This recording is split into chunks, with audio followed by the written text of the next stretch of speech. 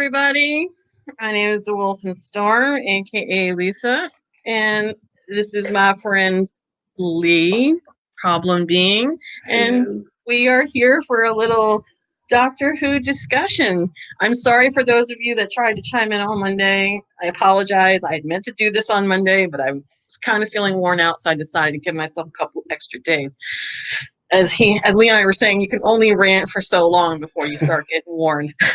Yes. But before we even go into this mess, I am not discussing the Twitter meltdown because there's really no point. There's No. just no point.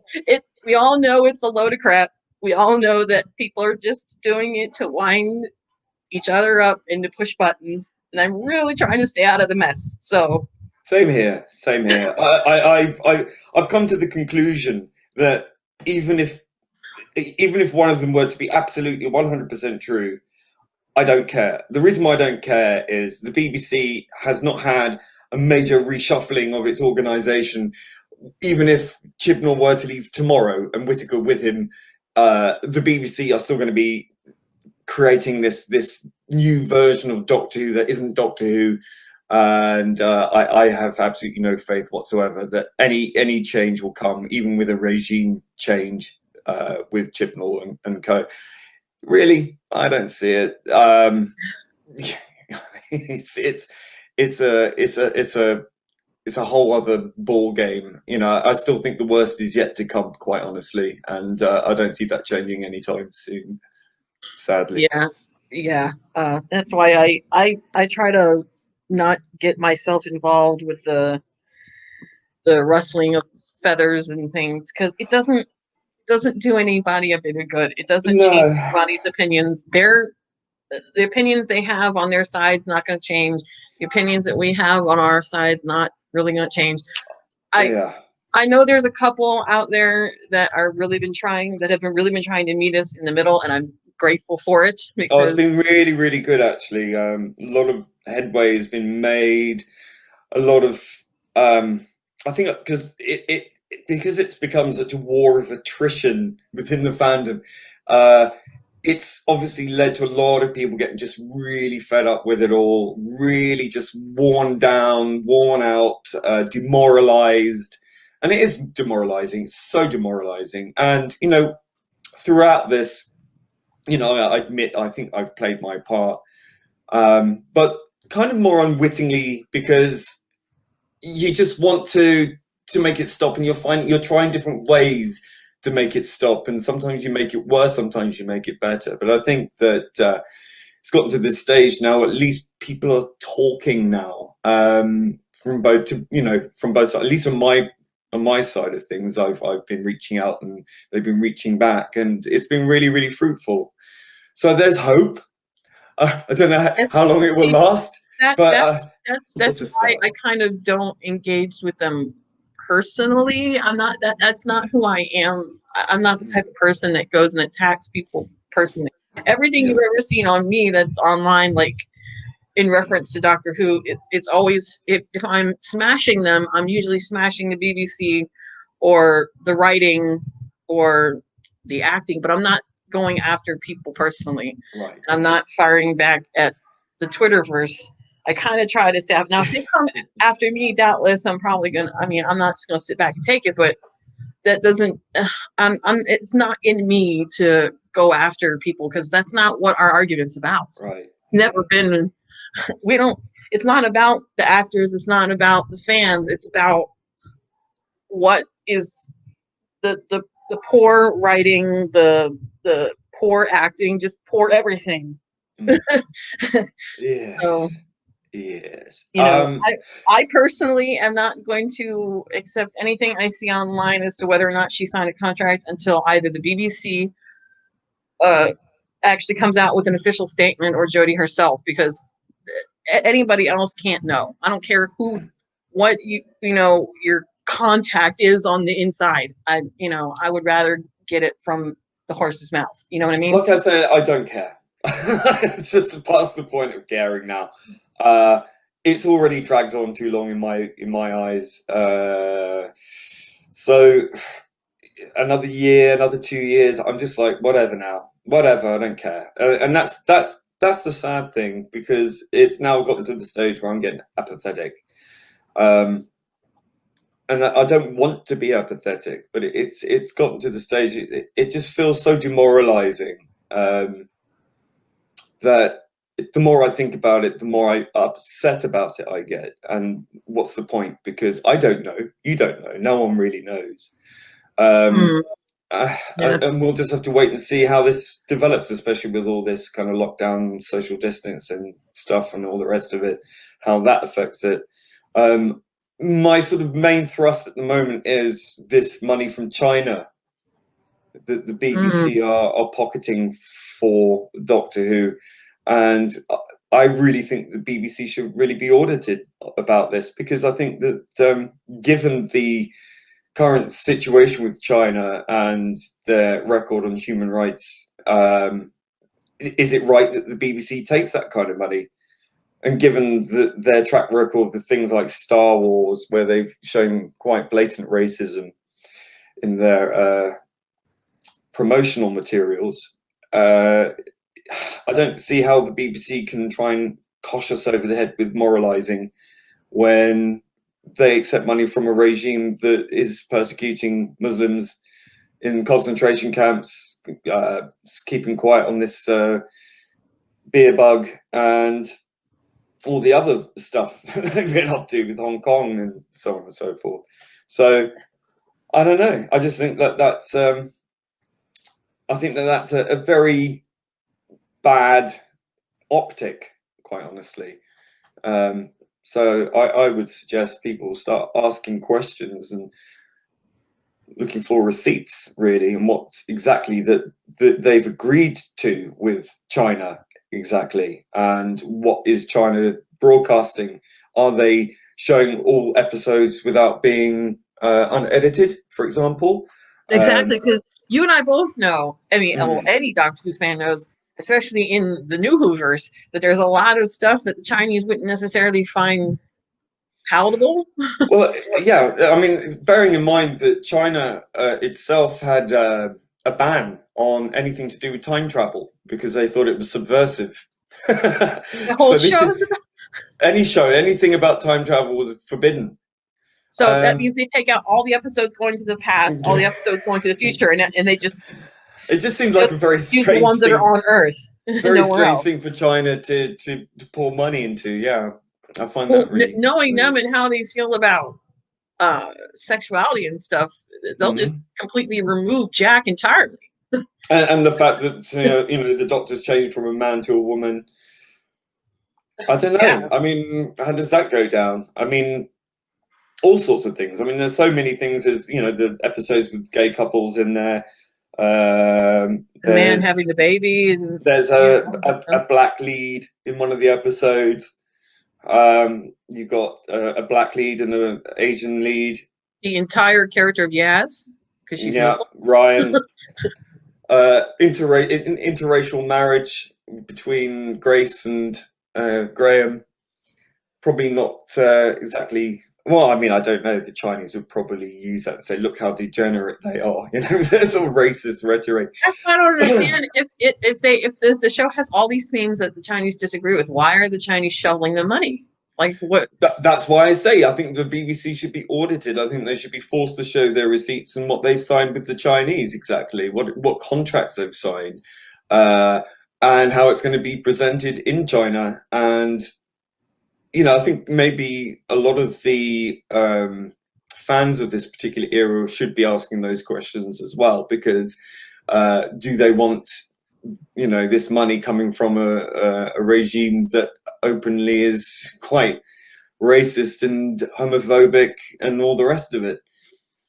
Interesting. You know, I think if they're going to cast shade at anyone who dares question the mantra over the current day politics of Doctor Who, which is so overt and pretty much undeniable, well, you know, you're speaking out one side of your mouth, but you know, you're still accepting that the money that's being put into this show is coming from people who that's the most confusing thing, because partnering with a country that's very conservative, very cut off, and has very specific ideas about what they believe in and what they dislike. It's very different from the whole agenda pushing social justice warrior whatever that the BBC has been pushing.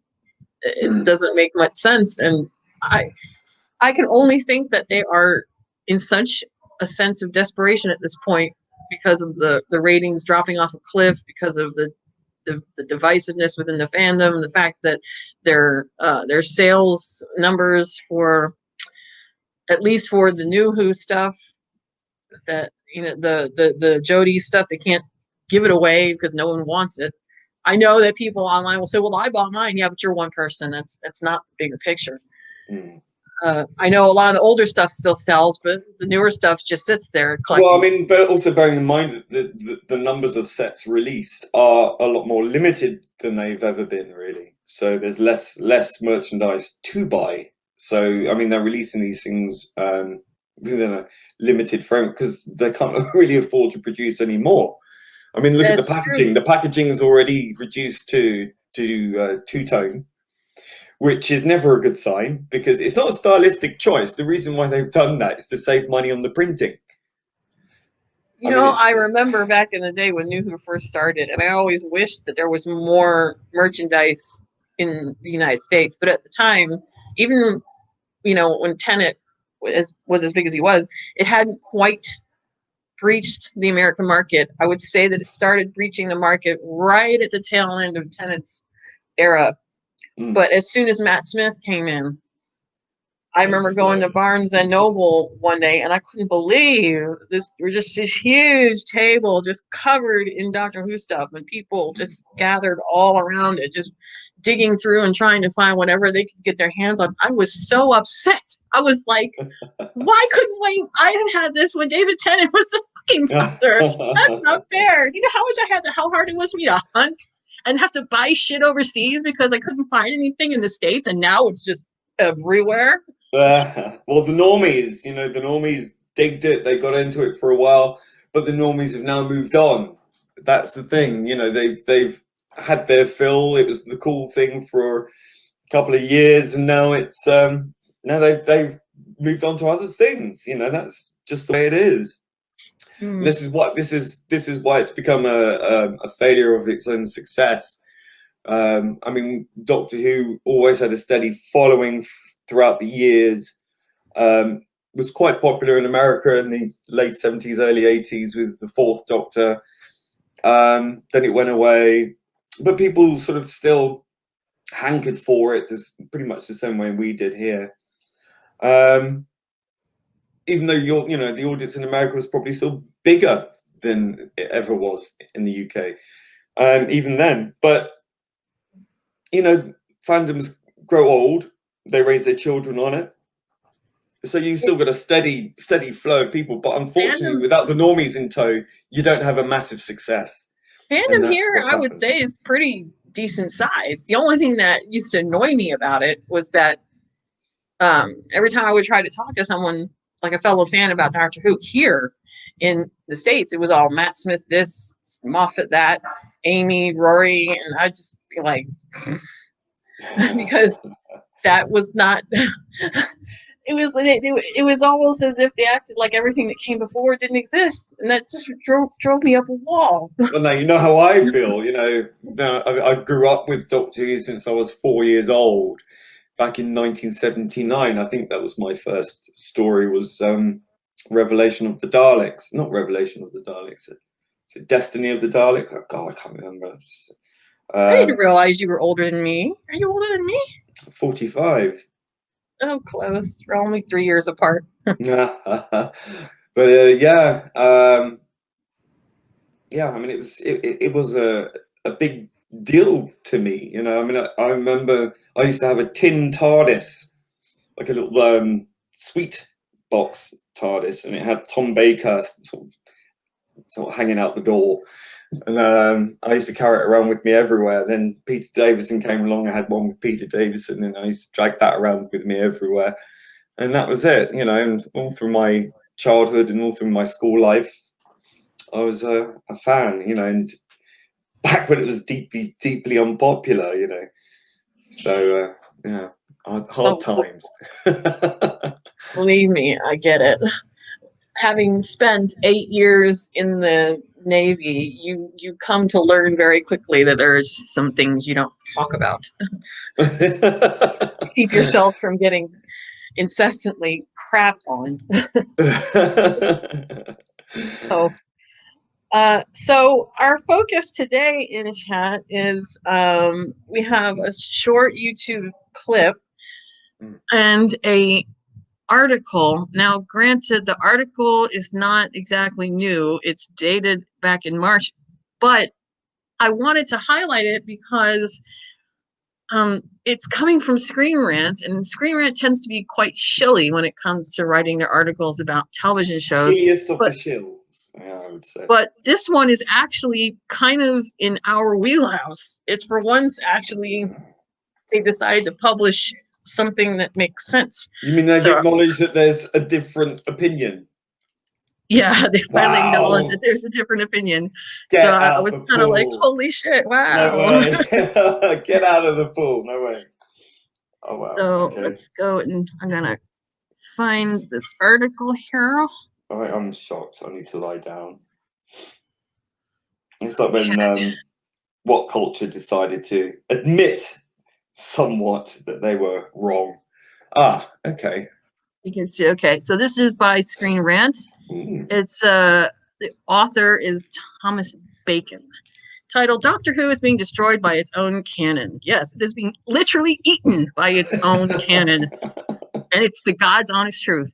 Doctor Who showrunner Chris Chibnall made the same mistakes that hurt the show's initial run and didn't learn from what made the reboot popular. Now, see, the reason why I like this particular article is because it focuses less on the canon problems, which we have already highlighted ad nauseum, and more on Chibnall's not learning from showrunners of the past and incorporating their ideas and how they made the show a success into how he's doing it. I know that each showrunner likes to do their own separate thing, but I also know that showrunners are not stupid and they know what is required to make the show successful. I think even though Moffat and RTD were intrinsically very different about how they wanted to run their shows when they ran it, I think Moffat still understood and acknowledged and homaged the fact that Russell's formula was golden. Yeah. Moffat might have done it somewhat differently, but he did still keep to those intrinsic values, developing the characters properly, keeping the emotional beats, not revealing everything about the Doctor, you know. Their styles were different, but the overall idea was pretty much the same. And I don't know much about the classic Who people. Maybe you can chime in on this, but from one showrunner to the next, did they pretty much keep the same sort of overall concept?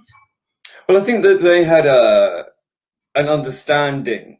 I mean, I think Philip Hinchcliffe was probably the most sort of rebellious new kid on the block type. So he kind of did his own thing, really. He was quite dare and do.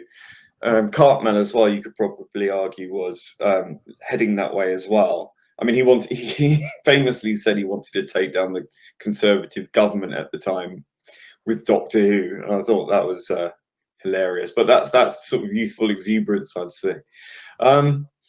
Yeah, I think because they understand that they are employees, they are caretakers of a long-running franchise back in those days. Bearing in mind back then, you know, 15 years in, 20 years in, it was still a relatively newish show. Been running for a long time, a very long time. But it was still kind of only a few Doctors in, if you know what I mean. So they were still world building and sort of expounding upon that. I think it sort of reached its apex with Tom Baker. I think anything after that tended to sort of be repeating itself. And I think JNT was quite well aware that he didn't want to rock the boat. And so, you know, throughout his sort of 8 years or whatever it was he was in charge, he was stewarding it just to keep it going, you know, flogging what was seen by the BBC as a dead horse. So I think he didn't want to sort of rock the boat. He just wanted to keep the fans sort of happy as much as he could in the way that he could with the money he had and the writers he had at the time. And that's the kind of thing that makes Chibnall different, is because he doesn't seem to grasp the fact that he's supposed to be the steward of the show. He has a duty of care to take care of the show and ensure that it is able to move forward and be as successful as it can be up until he moves on, so that whoever comes next can pay that forward.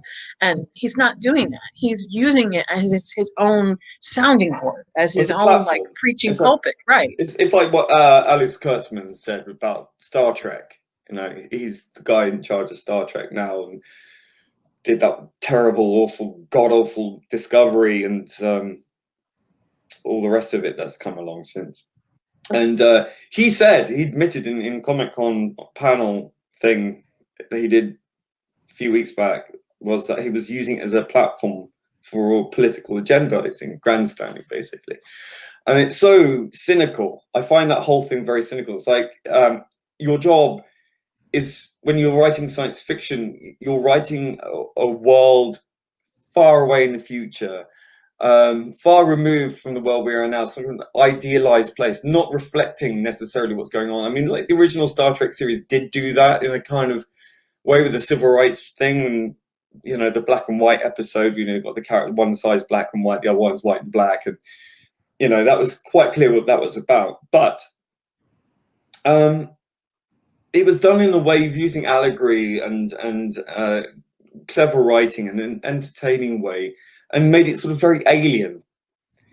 So you kind of had that level of removability from it. You know, you're not in that world. You're removed from it through this, even though it's a current day situation, it's done in a way that makes you feel removed from it, that it's so alien and in the future and ridiculous, you know. So you can do things like that, but that sort of involves a level of intellect and imagination and care to get across a message, but in a way that's done that has two sides of the argument, that you can look at both sides and you can give the audience a chance to make their own decisions and their own mind up as to what's what. And I think that we don't get that anymore. It's just like, here's the message, hammer it home until you get it. That doesn't really involve the audience, does it? That just means you're being whipped by these people. I mean, look at the picture that they've chosen to use. I don't know if the writer chose it or screenwriter chose it, but block out half the doctors. Yeah. You got all the doctors recessed in black and white and even sort of grainy in the background, and her in glimmering color right in front of them, blocking half of them out of the picture, like they're inconsequential. And that's just yeah. And Hartnell's face half blocked out with one eye glaring back at you, looking pretty angry, as I bloody well think he would be. That's Capaldi. Capaldi. She's actually blocking Hartnell completely because he's behind. He's supposed to be standing by himself behind them. She's completely blocking him out. Yeah, you're right. Sort of metaphorically trying to say, "Who's the first doctor now, bitch?" Like, yeah.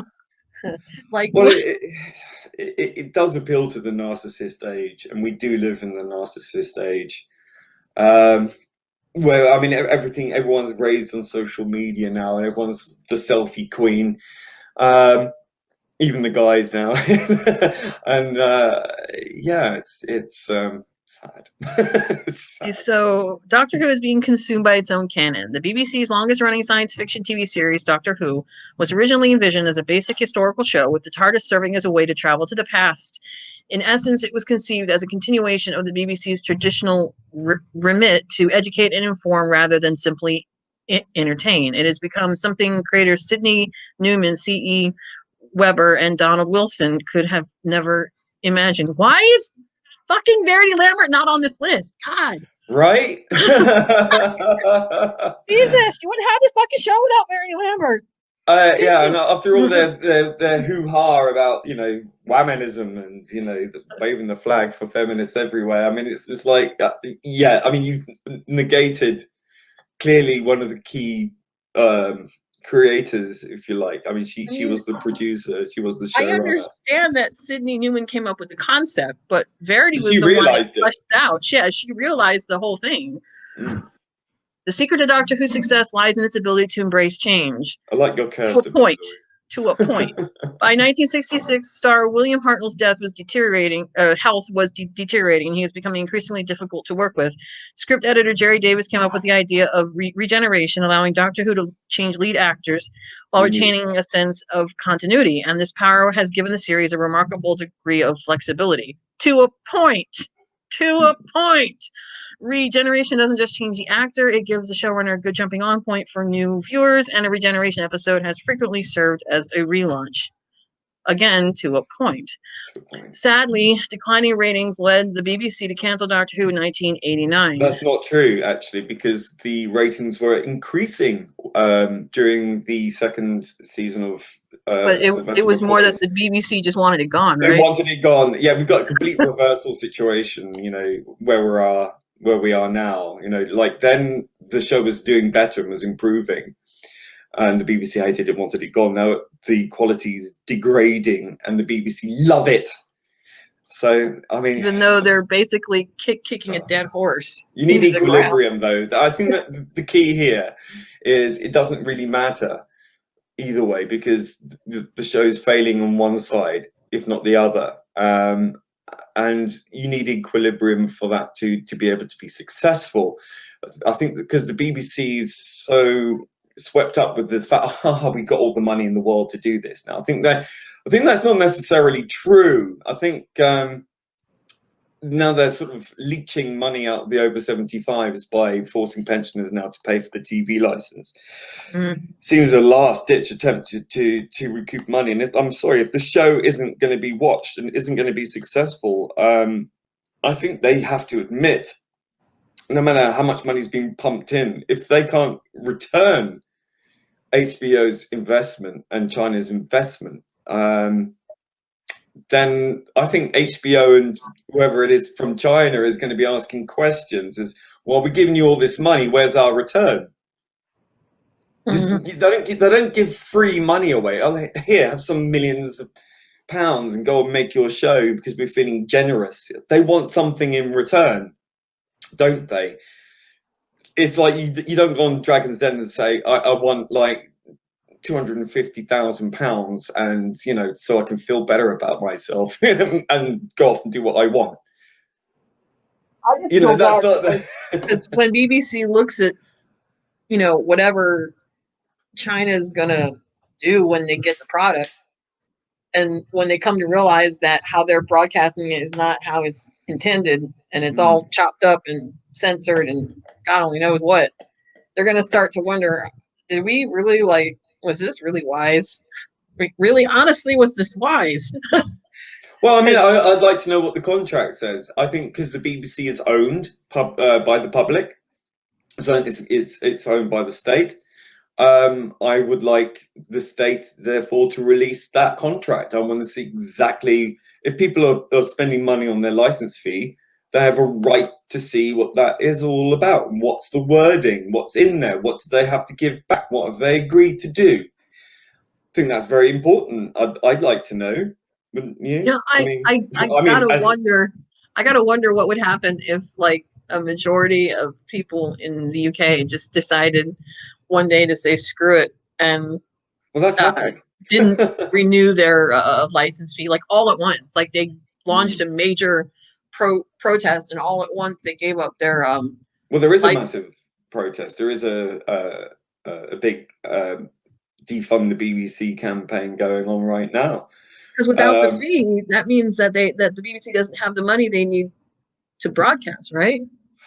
Well, yeah. I mean, that's pretty much it, unless they commercialize. And I mean, if they're getting money, I mean, before Britain left the EU, they were getting money from the EU anyway, which was against their code, their contract with the people, which was their charter. The charter is, I think it states that they wouldn't be seeking money elsewhere from anyone but the license fees payer, and their BBC commercial arms. You know, BBC America is a commercial arm, BBC Worldwide is a commercial arm, etc. And their DVDs and whatnot, they are a commercial arm. But they were getting money to the main corporation through the EU, and that was never fully disclosed. But they were doing it anyway, and I think that was probably unlawful.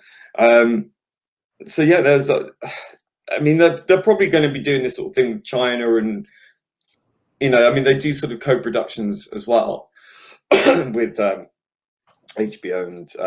Y'all need to look into cable companies like we have here. Cable companies. Well, I mean, why don't they just do like a regular telethon? I mean, the BBC do Children in Need every year. Why don't they just do a fund the BBC telethon thing every so often? Get some money rolling, and if people want to fund it, they can fund it. I don't know. At least it should be optional rather than by force. There's a reason why nobody ever watches the Labor Day telethon. It's not what it used to be anymore. Right. So. All right. Sadly, declining ratings led the BBC to cancel Doctor Who in 1989. An ill-fated TV movie starring Paul McGann failed to breathe new life into the show, and it lay dormant until Russell T Davies relaunched in 2005. You know something? I don't care what anybody says. I know the movie wasn't perfect, but I would take that shit any day over what we have now.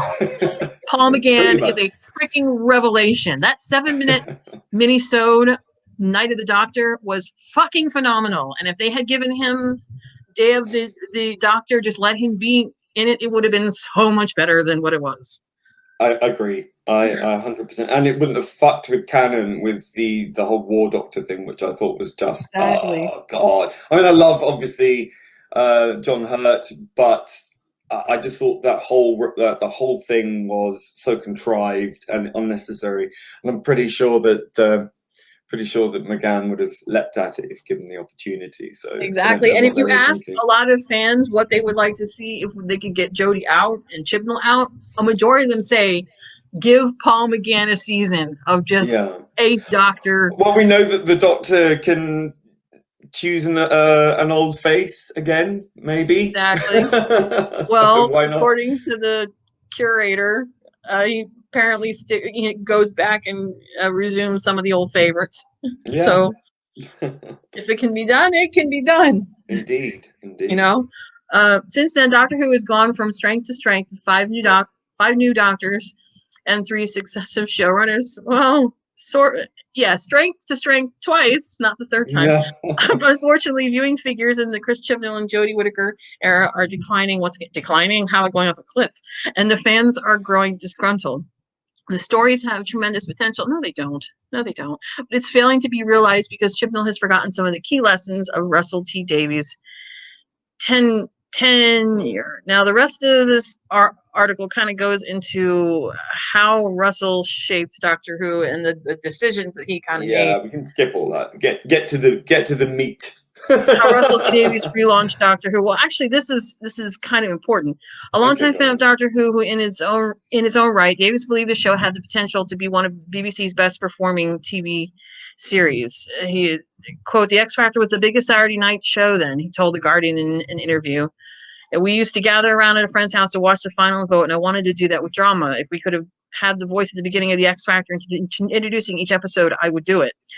This ambition was key because it meant Davies wasn't just hoping to appeal to his fellow old school fans, rather wanted to make something new that drew everybody in. See, that's the most important thing. Chibnall's focusing on making this a jumping off point and just bringing in new people and forgetting about us, ones that have been here. And now he's made a massive mistake by alienating. Not just, I don't even think it's it's more than half the audience. We're talking like at least 60-40, if not more. But it's the fact that you've alienated your hardcore old fans who are also parents, you know, who are bringing their kids into watching Doctor Who, and the kids are going not interested because they don't want to be at another school lesson, because that's what it's like. It's like watching one of those awful school videos you were forced to watch in school when you're a kid, and it's just like the most boring thing. And it is boring. I think a lot of people are very bored by this season. And if you lose the kids, you've got no next generation. And they're trying to appeal to, I don't know, the younger millennials and the Generation Z, whatever you want to call it. Yeah, but the problem is he's appealing them into. He's trying all to university types that they're looking for, the academics. You know, he's trying to appeal to them in such a way that he's assuming that they're stupid and that they won't. Yeah, I care have to about say, what they see on screen. I have to say that this writing has been the most infantile that I've ever seen in Doctor Who.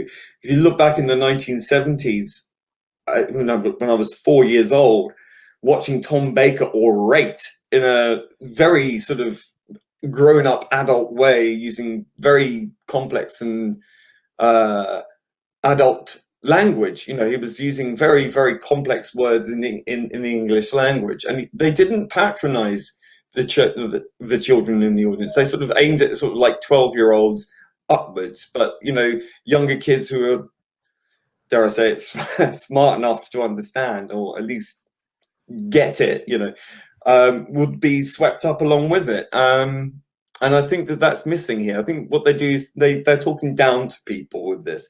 They are preaching, and usually preaching to the choir, the audience that they're trying to attract, which is a bunch of sort of post-grads. He had this idea that, okay, they didn't like the fact that there was no older villains or classic villains in season 11. So I'll bring them back in season 12 thinking he could fix it with this Timeless Children arc. Thinking, well, you know, they're all new fans, so they won't care if the canon gets fucked up. But Timeless Children airs, and even the noobs are looking at this like, what? Like, yeah. Because if it doesn't make sense to us, you really think it's going to make sense to them? Just because they're not as hardcore as we are doesn't mean they're stupid. Even they know bullshit when they smell it. Take away the retcons and all that nonsense. You're still left with shabby writing. You know, you can't get away from that. You've got so many plot holes and threads of stories that don't go anywhere. You've got characters that you don't care about. I mean, not even just the throwaway characters. I'm talking about the main cast. You know, the standing in the line, looking and asking questions every 5 seconds, and exactly, you know, looking like, bored. We're getting bored with them, you know, because I wonder when the show comes back, whenever it does, what's gonna become of those three people that came back with them, the last remaining humans from that planet? What are they gonna do? I mean, they're out of their time. Yeah, the last humans different. The Doctor has fucked the future of humanity by taking them out of their timeline, plumping them back into the 21st century without any ID, any paperwork, nowhere to live. I suppose they can live in the TARDIS. I don't know, the house TARDIS. But no concept of the world around them, because this is totally different from what they know. Yeah, and it's like you've taken the surviving human race from the future. So there is no future left for the human race because they've been brought back to the 21st century to live and die there. I mean, I really, really hope that wasn't I really hope that wasn't a fixed point, because if it was, that just totally destroys that. She got most of them killed, right? And then she's got 3 of them left. But it one of them totally looks like destroys like one of them looks like she's gone through the change, right? So I don't think.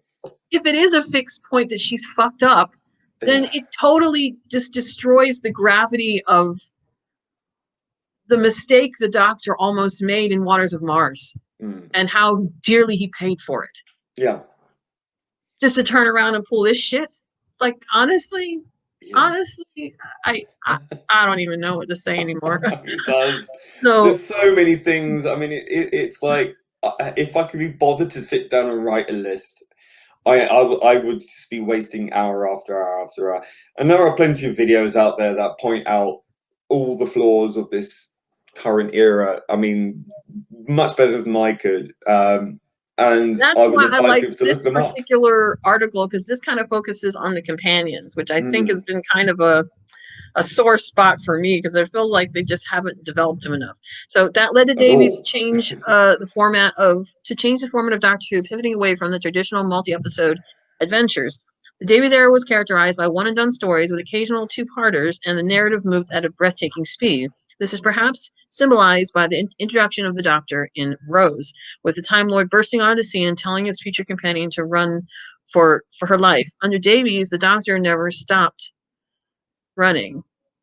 That's what made the episode so good. It was really fast paced. Within the first couple of minutes, you They knew fit a lot exactly. in. They fit a lot Yeah, in. And you knew what? exactly who Rose was, the type of Yeah. a person that she was. And even though Eccleston didn't say a lot when he first burst on, just the way his way of meeting her was perfect. Like it threw her straight into the action. It was like a baptism by fire for both of them. And now it just plods along, and then you get to the last 5 minutes of the episode, and it's all like that fixed. She just says a load of stuff, points to Sonic, and everything happens, and it's all right. And that's it.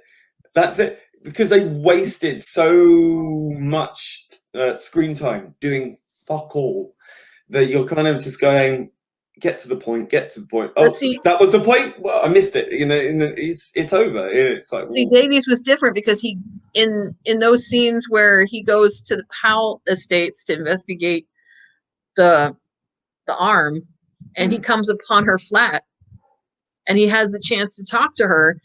You get those little comedy scenes of him flapping his ears and looking at his face for the first time, and it gives you a chance to get to know this version of the Doctor better, and also gives them a little bit of downtime away from the action to just get to know each other. And you don't get that anymore. All you do now is you get the Doctor, cosplay Doctor, just saying something quirky, and it's played for laughs, but it always seems to fall pretty flat. I'm just like, cringe. This is like uber cringe. And yeah, it just doesn't work. You ever notice that, like, they claim that she's the best person in the world, and they would go to their deaths for this person. Bless them. But they don't really know. But they don't really know her. They really don't know her. I absolutely agree. I think you have to be really, really good at sort of hypnotizing yourself into believing that you've gotten a hook on the character, because I mean, I really do wonder if these people have watched enough episodes of previous Doctors to understand what this character is, or if these people have literally just jumped on and just claiming to be long-term fans. I can't. I'm not saying that about everyone. I just really question those who do think that way, who have watched maybe since Tennant or Smith or whatever. I mean, see, I think, because obviously I come from old school, I think that without really being grounded in old school Doctor Who stuff, you're really never really going to get it. I think if you're a new Whovian, you have a sort of slight handicap in that respect, and I don't mean that in a nasty way. I just mean that unless you've really grown up for decades really with it, you're never going to fully understand exactly what it means, or really how it feels, and how the character's developed over such a long period of time. You can watch it and watch a streams or whatever, previous Doctors from the classic era, and binge watch loads of old episodes and whatnot, but you're never really gonna get that time with that character, like from week to week, where you go talk about it at school and you come back the next week and you're talking about the next one and all the rest of it, and the struggle of watching the Doctor change over years. There's a big difference there, and I don't think people quite grasp what us old fogies really mean. Like, and I don't mean that disrespectfully. I really don't. It's not their fault that they weren't born when I was born. You know, that's just the way it is. But I think if they would help them to understand where we are coming from. Even in the classic series, the companions were always exposed to risk. They experienced with him the great heights of joys and wonders of all the things that he could show them, but they've also experienced loss and pain and some even death. And they always went into it with their eyes open, knowing, because of their experience, knowing him, that they would do anything to protect him and to be by his side. And Russell carried that forward by very well developing Rose and Martha and Donna and all the other characters that were around them. Sylvia, I think we know more about Yaz's family. I think we know more about Yaz's family than we know more Yaz herself. about Yaz. Yeah. Do you know what I mean? Like, by Russell giving the companions that familial background and that basis in reality, it helped the viewer to understand that they were just as normal as us. So when they're with him, even though he's showing them all these awe-inspiring things and these amazing worlds and pasts and futures and all of these things, there's such a level of risk, and it is so dangerous, because even though there are episodes where they see amazing things and they're running and oh my god and aliens and whatever, there's just as many where their lives are so at risk and they nearly die, or like Martha's family gets tortured for a year. Rose gets separated from him, never to see him again until season 4. Donna loses everything about her. I mean, people have always said that when it comes to a relationship with the doctor, you can never stand too close. You're gonna get burned. But it's worth it.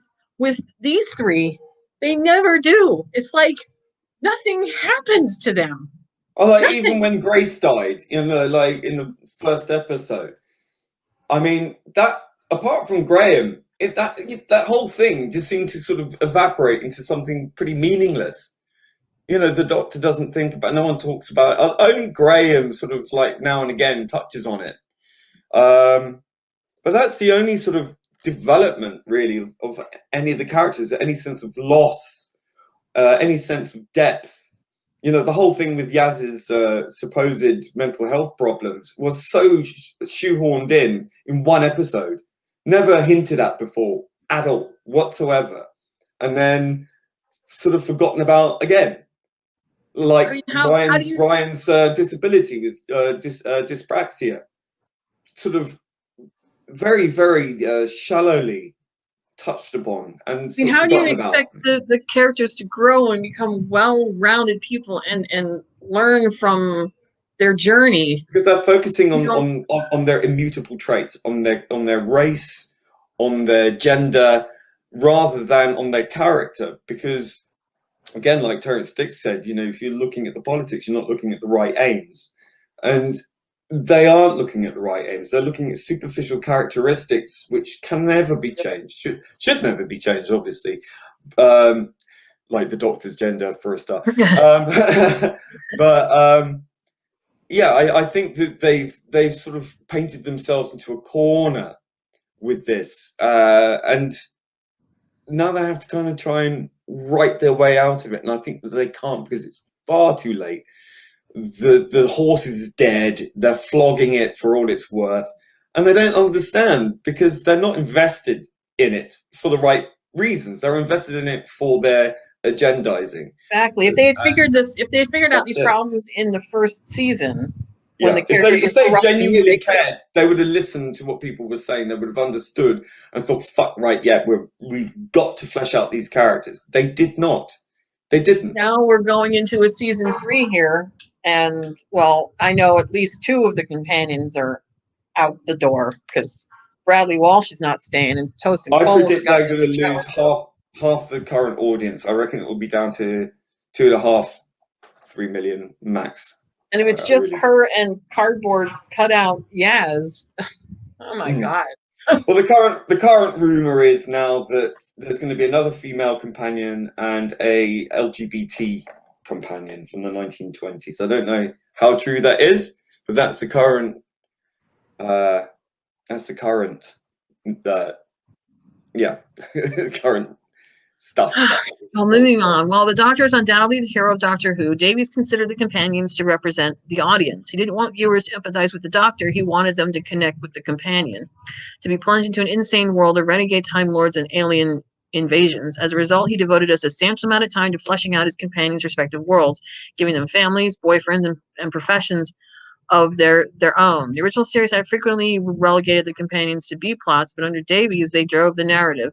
In The Parting of the Ways, it is Rose Tyler who defeats the Daleks. In Last of the Time Lords, the Doctor is defeated by the Master, but Martha Jones was not. Well, I would argue with that because Sarah Jane really did save the Doctor quite a few times. I know she's pretty tough. Oh yeah. And I just recently got into watching some of the older episodes, starting with the third Doctor. Pertwee is cheeky. That is cheeky. I didn't know the Doctor had a. My dear. I had no idea that the Doctor had a girl. There's a good girl. The dude has a tattoo. I was like, oh yeah, did they just miss that? Well, I mean, I knew it was probably his own, but they incorporated it in by saying that he got it, that the Time Lords gave it to him because he was a criminal and an outcast. So why not? I was like, well, that's cool. But the first episode, Spearhead from Space, was fucking fantastic. I loved it because he was so funny. Yeah. Sneaking around the base, trying to find clothes and car. He was great. Percy was great. He was always sort of done comedic roles prior to that. He was quite well known on the radio, doing voices and things, radio shows like Round the Horn. So he was a well-known comedic voice actor. And he'd done, I think, some horror films and whatnot. So doing something straight-laced was quite new to him, so he wasn't really aware what to do. And they said, well, just be yourself, just be just be John Pertwee. So he did that pretty much. He was great. Nicholas Courtney was great. The only one I didn't like was the actress that played Liz Shaw, mostly because the character she annoyed me because she was, as a scientist, you'd think she'd have a more open mind, but she was just discounting everything that they were trying to tell her. Like she was acting like the Doctor was a nutter. It was driving me nuts. I was about to strangle her ass. I always thought that she was sort of booted out and replaced with Jo, but the actress actually said she confirmed when she was actually pregnant, so that's why she left.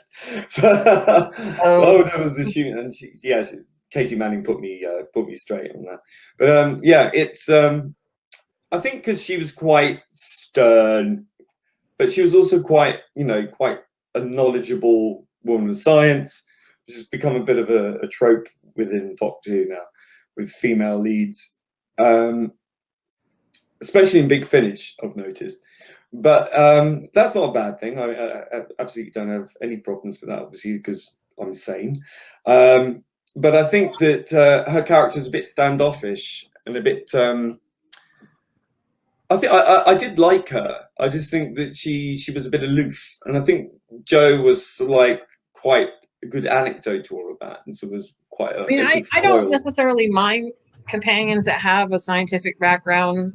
Oh, Romana was great. Or can be like his intellectual equal, but I've always been more able to connect with the companions that are just normal people, like Rose and Donna. This is the ones that are just regular Joe Schmoes that just happen to fall into his orbit, because I think their growth is so much bigger. Yeah, the only thing I sort of found with at the time, I mean, I've rewatched quite a few of them now, but at the time, I because it was just freshly sort of come back, and I was still in the mindset of classic Who, that it was a bit too soapy, you know, a bit too soap opera. But in reflection, I kind of think, yeah, it's kind of, you know, it's the modern era. It can't be just like a stage play on screen. You know, it's going to have more realism and more sort of reflection of the modern television tastes, and realism had sort of really become more hyper real in television because audiences become more complicated and more complex and expected more. To be more cinematic, to be more filmic as well, because TV had always been quite stagey, like stage actory, but now it's sort of much more sort of sophisticated, and I think the audiences, children especially, have grown up to be more sophisticated and expect more. So I do understand, you know, it's never going to be like it was because, hey, the age has changed. But yeah, I do have a hankering for it, you know, that the companions should have their place, but you know, the Doctor is always the lead. But I also think that when you get to New Who, I think he needed those more grounded, realistic companions. Given the time war that we because of the time war, and because he was on his own and didn't have Gallifrey and the Time Wars to fall back on, he wasn't that jovial personality that he used to be anymore. He's lost and alone and bitter, and he needed that humanity that they gave him. Yeah, I in retrospect, you know, I do agree, and I think that has added an extra dimension to the show that it didn't have before. But I do kind of miss the kind of you know, especially now with the Doctor taking the lead and being the brightest spark in the room, and now she's as dumb as a bunch of frogs. You know, it's just like watching Pertwee on screen and seeing his kind of slapstick. You can do it that way and pull it off, and you can, and at the same time still know that the Doctor is cunning and wise and clever. Yet when she tries to do her slapstick, she just looks like a moron, and you want to punch her in the face.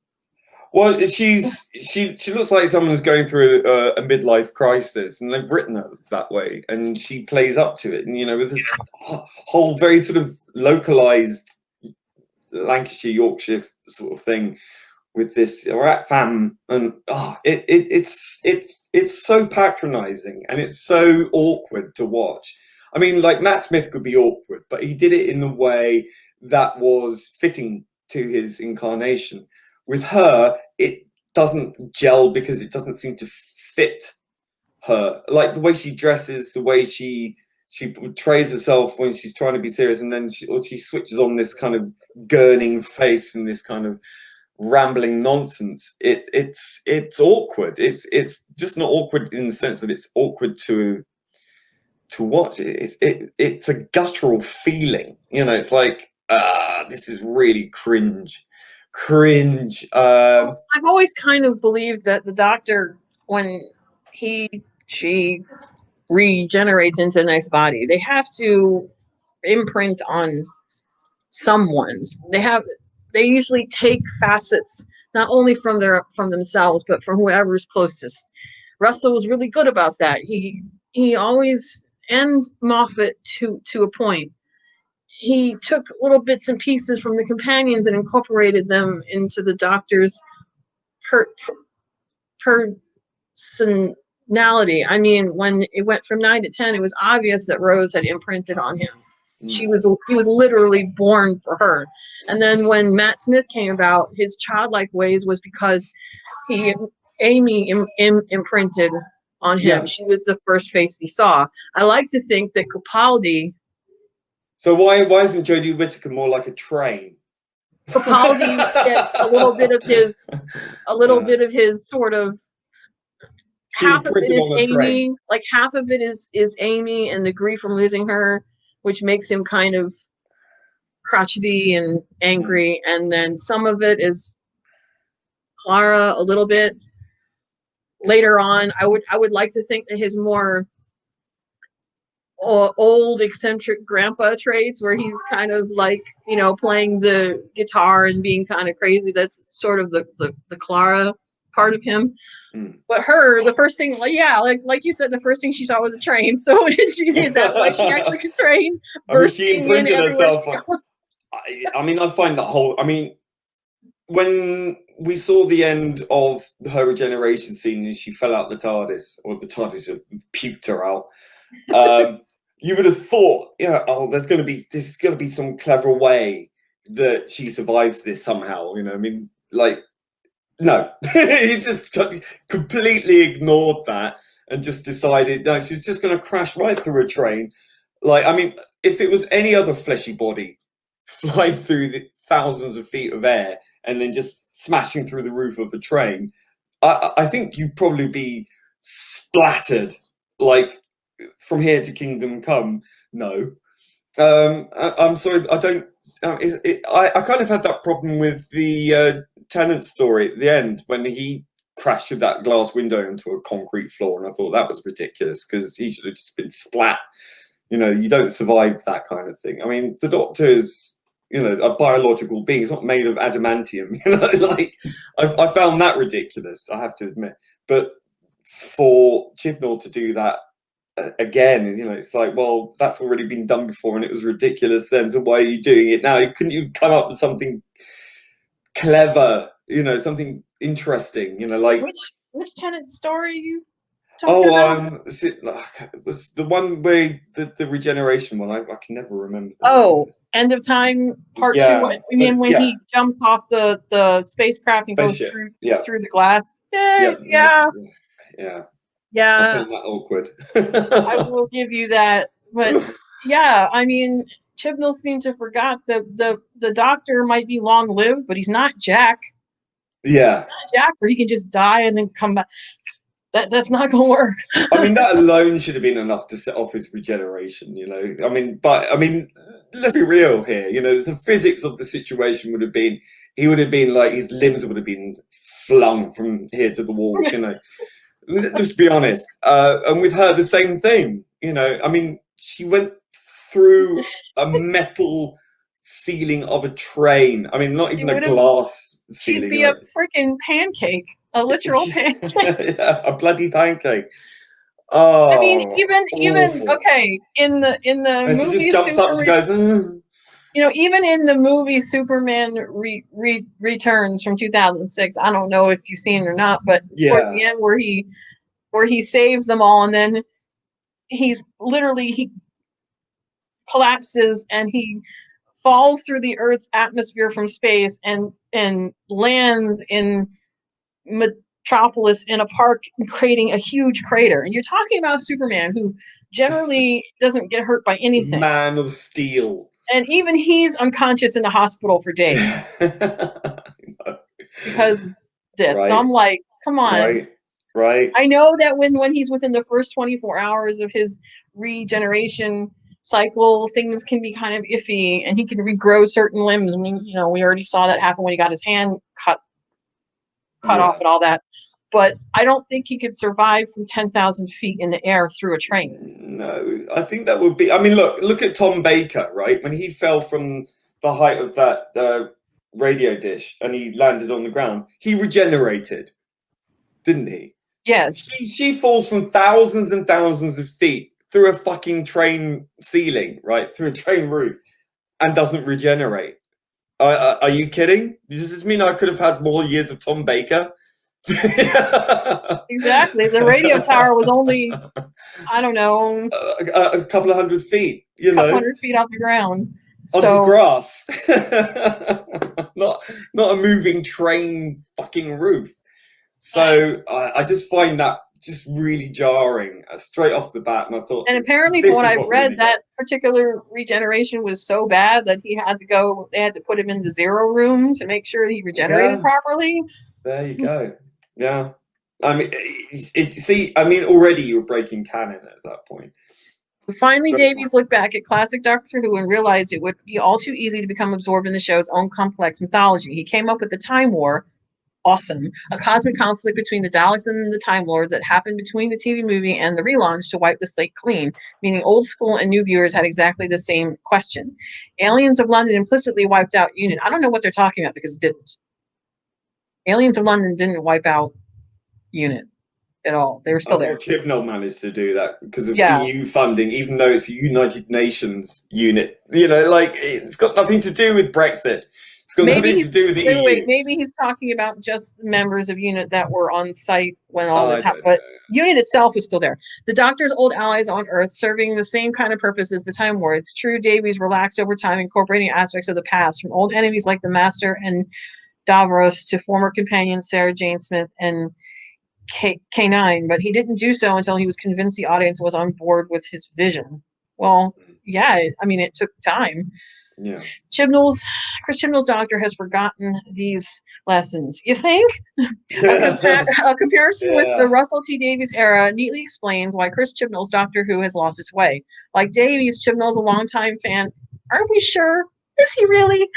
I'm beginning to wonder. I think, someone in the Doctor Who Appreciation Society must have really narked him at some point or kicked him out. And he's had revenge on his mind ever since. I don't know.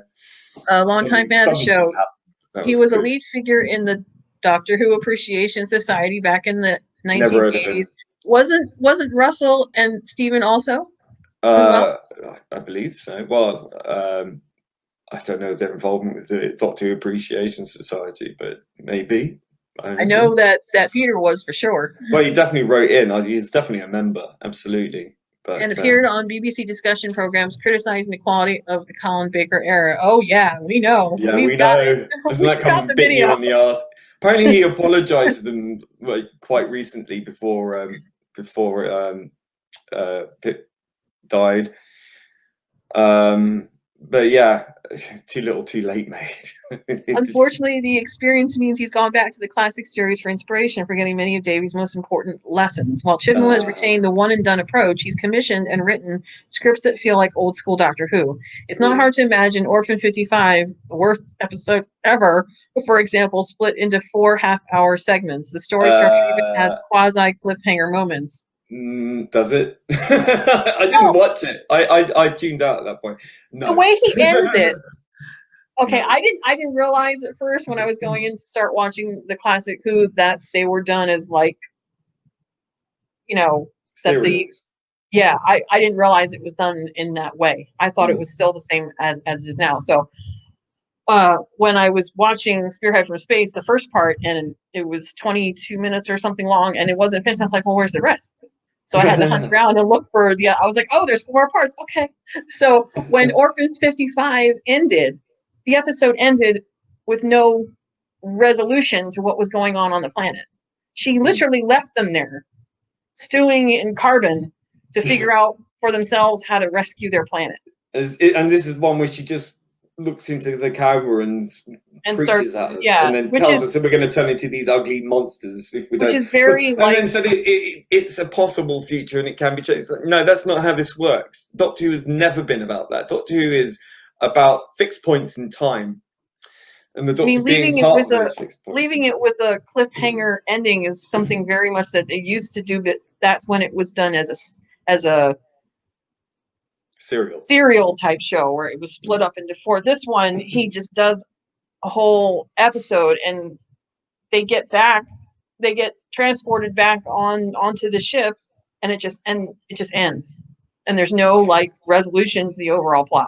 She just leaves them there, these 4 people on the planet, just stewing their own carbon, and I'm like, what the yeah, this is not the 1960s Doctor Who. If you're gonna start some shit, you need to fucking end it.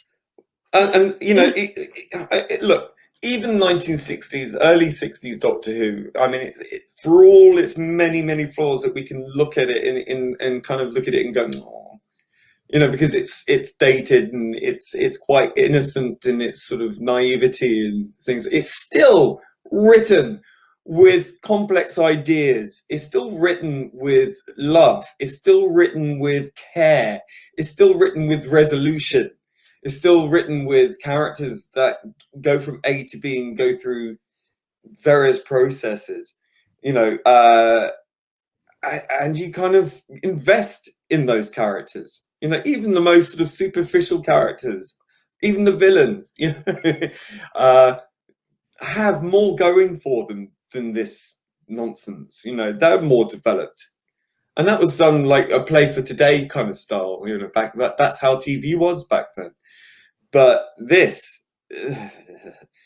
it doesn't even stand up to the earliest episodes, which are still, I hate using the word iconic, but they are, you know, they're still the resonate. biggest part of the problem he has is that he tends to take more time to develop the side characters who are only going to be there just for that specific He doesn't story. even do that. He doesn't even do that. He doesn't even develop those. I mean, like, what's that one with the girl in Sumeria or whatever? And she's got mental health problems and goes to a mental health hospital. Like, they had such a thing back then.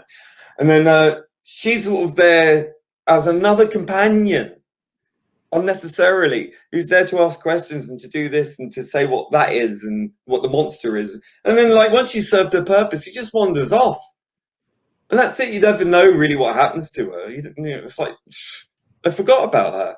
Then you got the one episode, I think it might have been Praxius, where he gives the side guy his own freaking speech.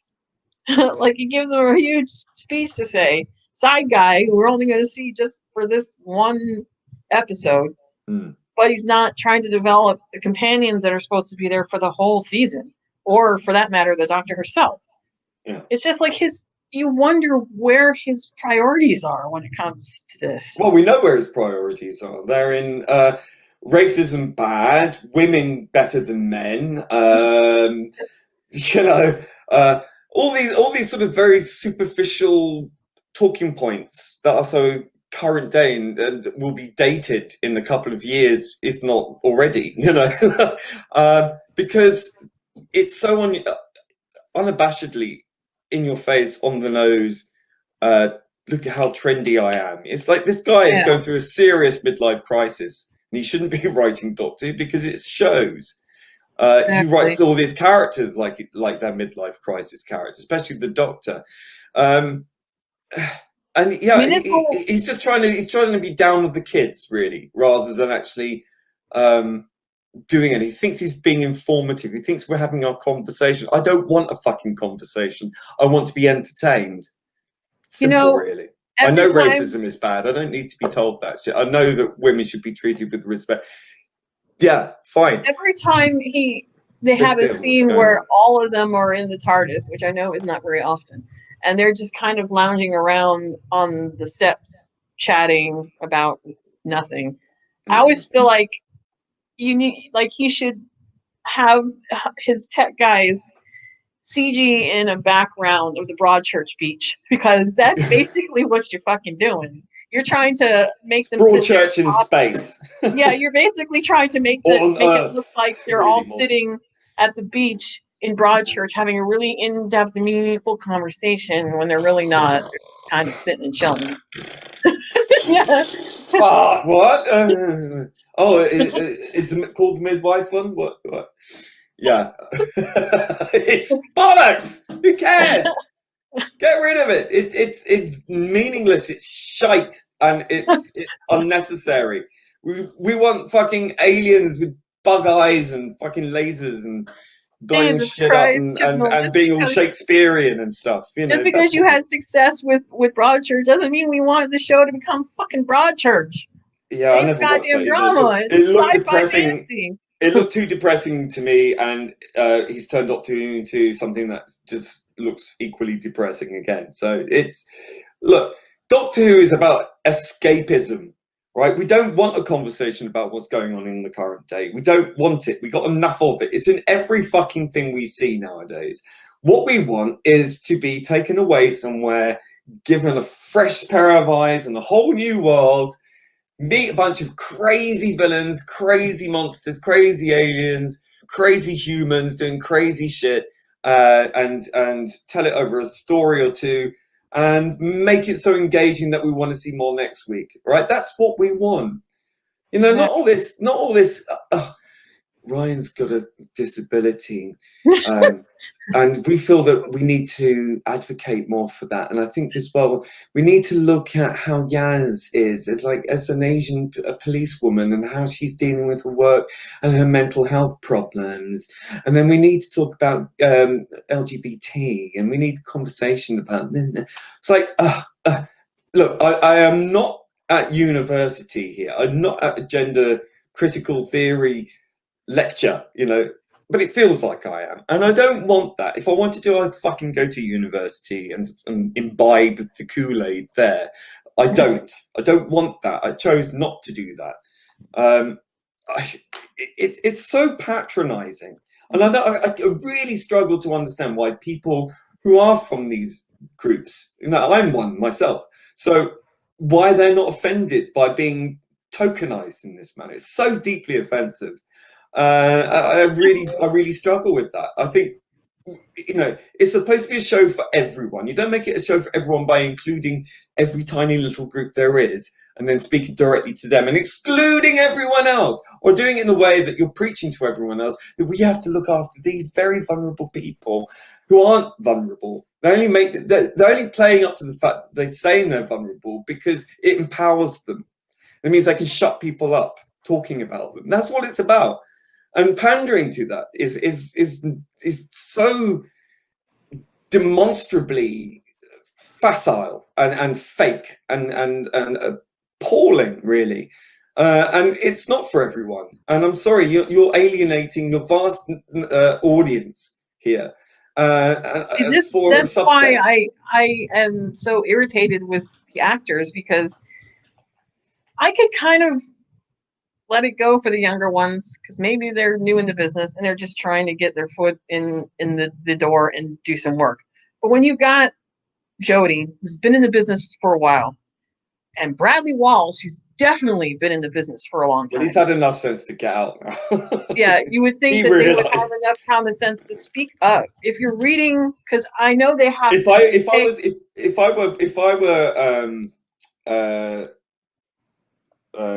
oh god, Graham, the actor, I can't, my brain's Bradley Walsh. Bradley Walsh, yeah. If I were Bradley Walsh and I was doing that scene about the cancer, and then had to deliver that really angsty line, which he did very well, and then get that response played for laughs, I think I would have kicked off on setup and said, I am not doing that.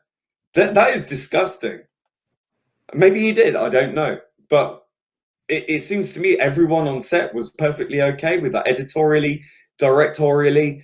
And Jodie Whittaker was clearly happy to do that. And the BBC's response to say, oh, well, this was a creative decision. We're aware that this is a sensitive issue, blah, blah, blah. And then basically saying that it's basically being apologies for narcissists, oh, well, people find it difficult to deal with people telling them they've got cancer. Well, how do you think people with cancer fucking feel? What message is that sending to people with cancer, saying to them, don't fucking talk to anyone about having cancer because it might make people feel socially awkward? That's what it's fucking saying. You could tell by the level of Bradley's acting after that episode, because that was a season 11 episode, right? I believe. Was it? So no, I think after that, it was a recent one. But after that, like even before that, can you? I can't even remember. Right, this is how bad it is. Like I didn't watch half of it really. From the season 11, I tuned out. Season 12, his level of like enthusiasm in the character role, his level of just acting as a whole in episodes has kind of, you can feel like that the Bradley Walsh is pulling himself out slowly as the episodes go on. Well, they've changed his character. They've made him such a joke. And he was the only sort of remotely entertaining thing in it that was consistent. Now, they've now written him to undermine him because clearly he's popular. That's not their intention. Because he's a middle-aged white guy be the most popular one. Exactly right. So they've written him to be a joke. And I think he, if he's honest with himself, he knows this. I'm sure of it. So yeah, I'm glad he's getting out, because save your career, mate. But it's so sad that they feel that they have to do that. They have to undermine him in some way to build the others up. Why don't you focus on building them up, right? Or hiring talent who can, bring life to your crap words. And you don't, so again, they've written themselves into a corner. And, they sacrificed Graham's character in an appalling way, really. It doesn't just undermine the character, it devalues Bradley Walsh as an actor and a person. It devalues the brand of Doctor Who. Full stop. Brand. Full stop. What's more, Chibnall's forgotten the importance of developing the companions as viewpoint characters. In fact, in Doctor Who Season 12, the companions have often felt surplus to the script, and they've been bundled off on various side missions. This was most noticeable in Fugitive of the Jadoon, when they were literally whisked away through time and space by Jack Harkness, and the Doctor barely seemed to notice at all. With the sole exception of Can You Hear Me, not a single episode in Season 12 has helped to flesh out the world in which the Doctor's companions operate, their friendships, their family ties, their hobbies, and interests. Oddly enough, the script even seemed aware of the problem, signposting it in the fact that Graham, Yaz, and Ryan's friends and family resented their mysterious absences, but the series then moved on, forgetting all about those characters for the rest of the season. Yeah, because nobody cares. Yeah, I mean, not only from that season, but the Master. I mean, all that careful fucking development with Missy that we got, with the fucking... because they feminized the Master and made the Master feel all these emotions, because by dint of being a female, obviously you're emotional rather than, I mean, how patronizing to women is that, for example? But anyway, so they did this this arc with Missy, assuming that Dewan's Master follows on directly from her. We've been given no reason not to think that. There's been no mention of any of it. Just pops up and he's like back to his old self again. Why? And then he was the Doctor managed to cast him off into this other world thing, and then somehow he escaped that to go and destroy Gallifrey somehow.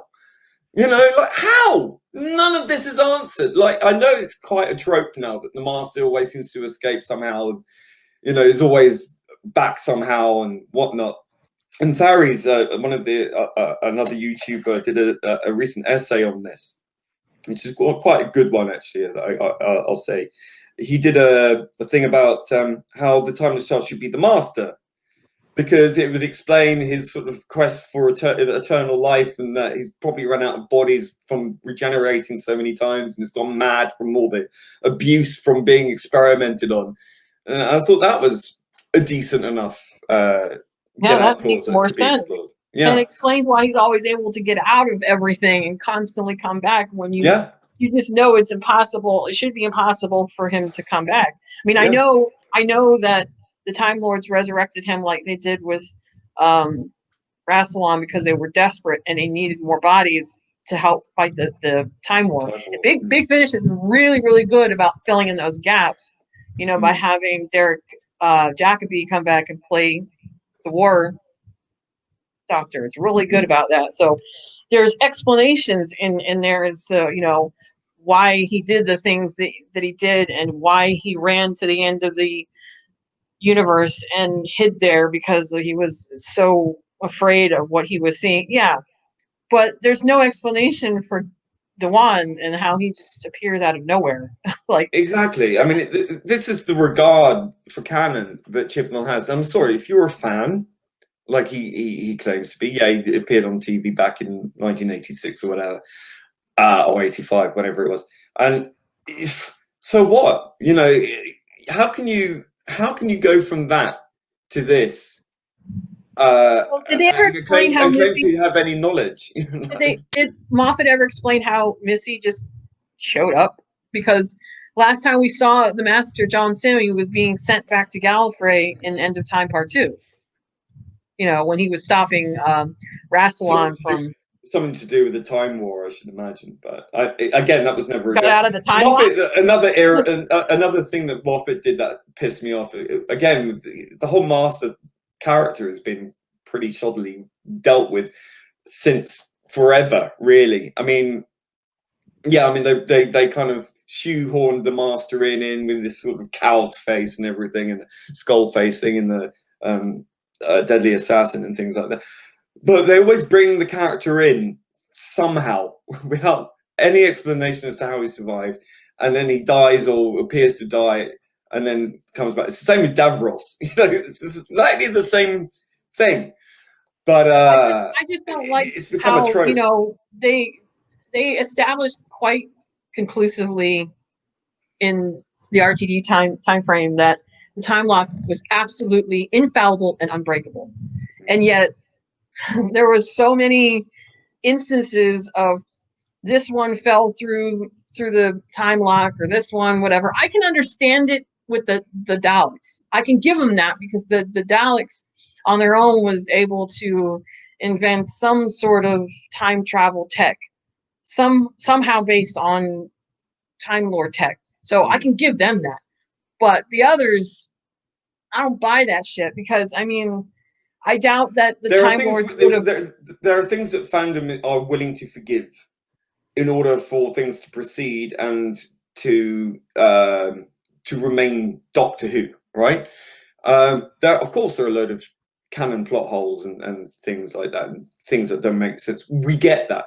But why would you deliberately contrive to do something like that, to make it so unbelievable and so un-Doctor Who, and so completely removed? I mean, I understand he's trying to experiment and to do something different, something new.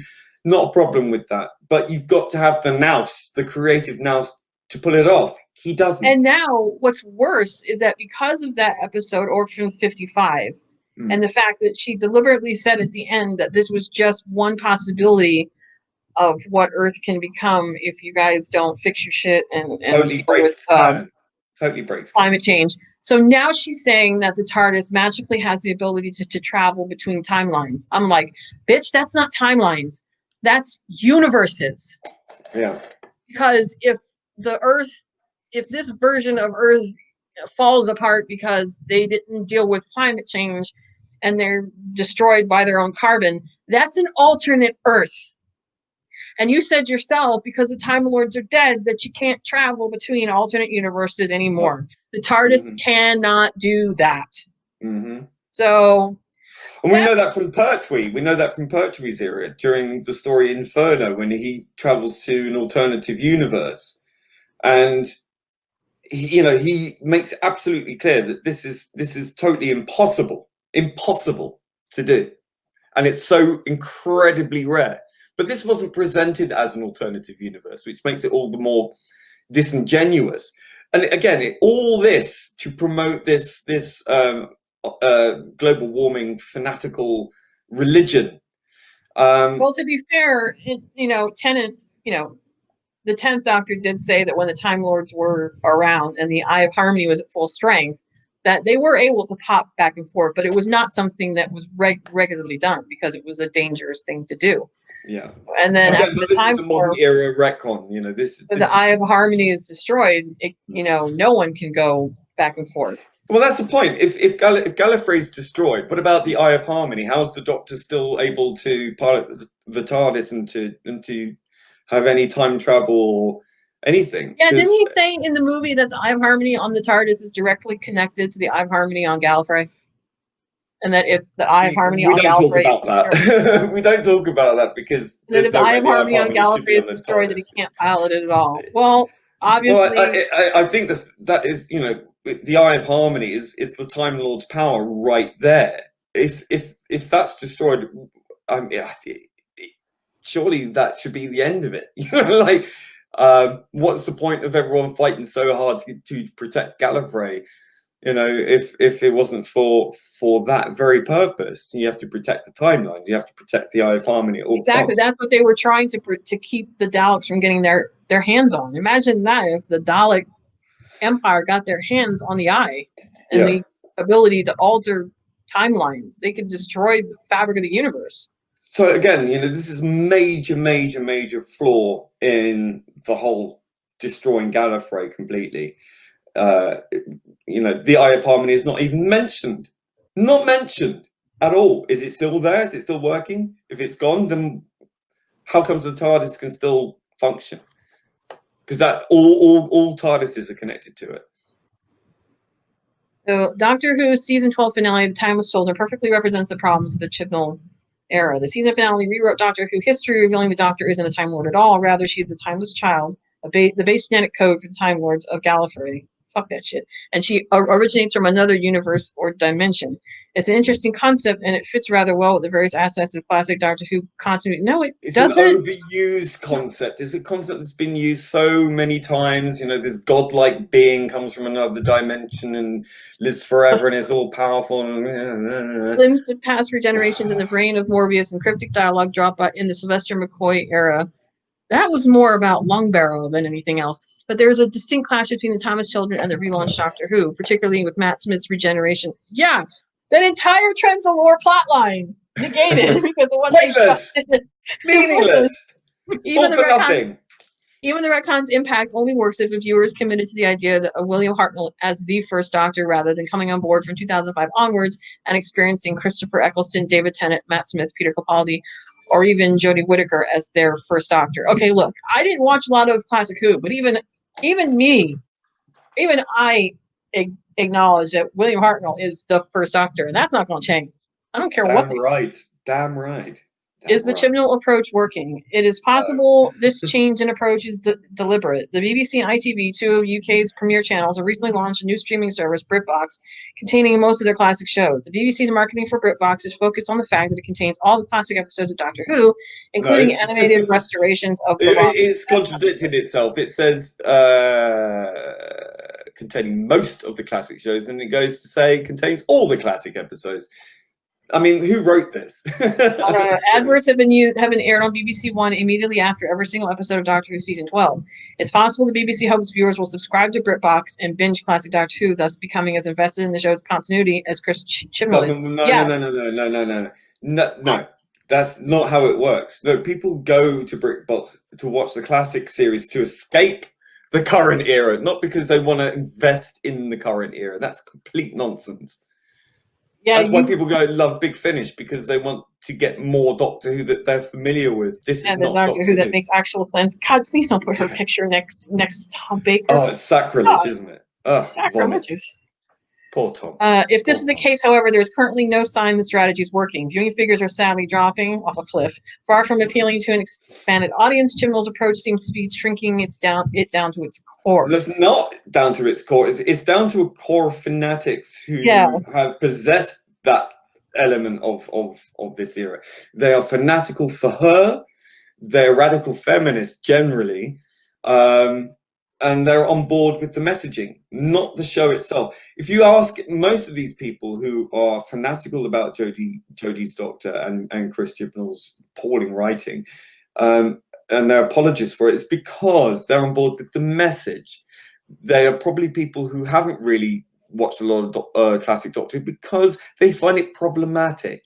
They're the same people who rip apart the classic era and say there wasn't any strong independent women in the classic era and they were all sort of misogynists and all the rest of it. And it's just like, no. You know, you look at Sarah Jane Smith, Leela, okay, she was wearing a skimpy outfit, but she was a strong woman. She didn't give a fuck. You know, she was out there fucking knifing people, for Christ's sake. You know, she was a strong character. You know, yeah, of course there were issues of the day and age that it was from, but you know, you can't put a postmodern lens on just about everything and just criticize it with the current era's mentality. You can't do that. You have to acknowledge the time it was produced in. And I'm sorry, you know, if you want to sit there and criticize classic Who, you're not a Whovian. You're not a Doctor Who fan. If you're just going to look at the classic era and define it as problematic, sorry, you know, you're not on board. You're just here to change it for the sake of the messaging. End of.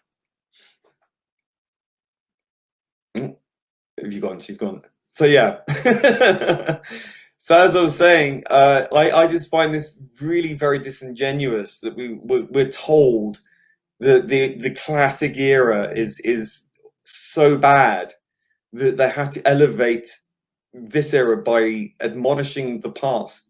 to build on that, to make something like this as somehow superior. And I find it insulting. This is millennial supremacy, as I like to call it. Exactly. I mean, if it is down to the Gen core, Z it's down to the most vocal group that is basically just there for Jody and nothing else. They'll be gone. They'll be gone the minute she's gone, or they'll stick around if they bring Joe Martin in or something like that. Ironically, this was the same kind of problem Doctor Who encountered in the 1980s when Chibnall himself was so critical of the stories. Now he seems to be repeating the very same mistakes. Yep. So that's the end of that. Wow, that was a whole bunch of words that meant nothing. Well, I mean, the writers got a good point, but I don't know how many people that's necessarily going to reach. Listen, you know, when you've got a bunch of people who are vehement in their ideology, they're not going to listen to it. It's like trying to convert someone who's been in a cult to, you know, thinking like a regular person. It ain't going to happen. You're beating your head against the wall. It's like people who've been born again. You know, they've seen the light, and everyone else is in the dark, and so they're the enlightened ones, and you're the crazy person. That's pretty much who they're trying to. I don't know who is this written for. It's a good point to ask, because they're certainly not going to acknowledge it. Although having said that, there are people who do like Jodie's era and Chibnall's era, or like Chibnall, or don't like Jodie, or like Jodie and don't like Chibnall, but one or the other, or whatever. But yeah, I think there is at least an element of people on I hate saying it, that side, who are aware of the problems, who are maybe coming around going, yeah, okay, maybe you've got a point. But it's an uphill battle, really, to kind of try and breach sense, you know, to kind of look at this far more critically. I think people are coming around, that there are problems and issues, and obviously this whole timeless child thing hasn't been fully resolved yet. So maybe if Chibnall has enough brain cells in his ass to pick at, he can actually retcon this out, if he's got enough sense. I don't know either. But I think it's down to people like Piers Wenger, who's you know, totally on board with it editorially. I mean, I think he's the guy behind the scenes pushing the button. He's the Wizard of Oz, and what he says goes. I have a feeling, the common purpose shill that he is. I have to go soon because kids are nagging for dinner. So we're going to leave out on this little clip. I mean, you guys knew about this obviously before me, because again, I'm not in the UK, so I'm not familiar with Chaser. It doesn't get old. This is a game show, right? Yeah, this is a game show. Bradley Walsh is a host of the game show. I guess he recorded this while he was filming Doctor Who at the same time. And one of the contestants obviously was a Doctor Who watcher. I don't know if that's a hardcore fan or not, but he obviously likes to watch it. And this is when you get to the point where you know you have fucked up. Time is up. This happened before he announced that he was leaving. Hit literal rock bottom. Yeah, and his response is like, the sound's not working. Yeah, his response is there's still no sound. At first he's really happy. Yeah, that's great. Yeah, but there's no sound. The look on Bradley Walsh's face. Yeah, but you got no sound coming out. You didn't have sound. You didn't have any sound. There's no sound? No. Oh, well, in the clip, the contestant remarks that he watches Doctor Who, but that the series is not that great. And the look on Bradley Walsh's face is fucking just freeze frame. Let's get to that point where he goes to shake his hand, and then he says, yeah, but not this current era, or something like that. And the audience laughs, and Bradley just looks. There we go. And then he says, That's where he says it right there, that it's not great. Yeah. I tried to put the captions up. I thought that might make it better. I'm still not entirely sure how StreamYard works with doing that, but anyway, yeah. So yeah, that's really just sad. Like when you know you have hit rock bottom and it's time to get out. Yeah, I think that was a wake-up call. I mean, it must be hard. I mean, like, I mean, I know we're tough on Chibnall and Whittaker and you know, I don't think they're particularly affected too much by it because they're not really highly present on places like, certainly not on Twitter. But some of it must get fed back to them somewhere along the line. But I mean, people are frustrated. When people are frustrated, they have to express it in some way, and sometimes it's in a very, very strong and certain way that is perhaps deemed offensive. But hey, we didn't write this shit. We didn't act in this shit. We didn't put this out there and go, there you go. You know, we're the people watching this going, what the fuck happened to my show? And when people spoke out about it, they were immediately shoved to the post and said, get out of the fandom, you don't belong here, it's not for you, don't watch it anymore then. And all this is like, well, I've been watching it for 40 odd years, you know, like who are you to tell me to get out of the fandom and to die of cancer and all this kind of stuff? I just feel bad for Bradley Walsh, or really anybody that happens to, because nobody deserves that. Nobody deserves to be. Well, no, but you know, people live and die on the sword. You know, when you're an actor and you're in an unpopular thing, you're going to get it. You know, that's the nature of it. That's the nature of television. That's the nature of films. It's the nature of pop music. When you're in the public eye, in the public domain, if you do a dud, you're going to get called out on doing a dud. That's the way it works, and that's unfortunate, but that's the nature of the beast. And you know, the critics love it, but you know, you can never trust them. It's quite clear nowadays that people in the news and the media and the critical press are in cahoots, and you know, they get smoke blown up their arse on a daily basis. So a bit of reality check. You know, I'm sorry, that's the way it is. It's harsh, but it's real. You know, that's the way it is. Well, Lee, thank you for joining me today on our little discussion. I really do have to go because the kids are starting to be restless. So I'll give you a chance to plug your channel for a second. Go ahead. Well, I don't particularly have a channel, but you can find me on Twit at Being Problem, and you can find me there. And of course, you guys know where I'm at right here on YouTube. You can also find me on Twitter, Wolfenstorm78. You can also find me on Noel's channel on the TARDIS Zone on Saturday. TARDIS Zone, absolutely. The classic watch along. Yeah. I will probably be there. I might even try to chime in for the classic, but I'll definitely be there for the new Who watch along. Well, we're doing Sixth Doctor this time, so it's Vengeance on Varos, which is a classic Sixth Doctor. It's one of his best. I mean, there's not much to choose from, but that is actually one of the best. And it's got Jason Connery, which is Sean Connery's son. Oh, cool, cool. Also, don't forget, I will be on Bluebonnet Whovians channel Saturday. We're still attempting to do the Highlander review if our internet keeps up. It's mostly because of the storms here. So yeah, I heard there's been a few blackouts. Yeah. So anyway, thank you for joining me, and I will see you guys when I see you. Don't forget, like and subscribe. Hit me up on Patreon to help support the channel. And as the doctor always says, never give up, never give in. Revolution of the Whovians. Hey. Never give up. Bye, guys. Bye. Bye.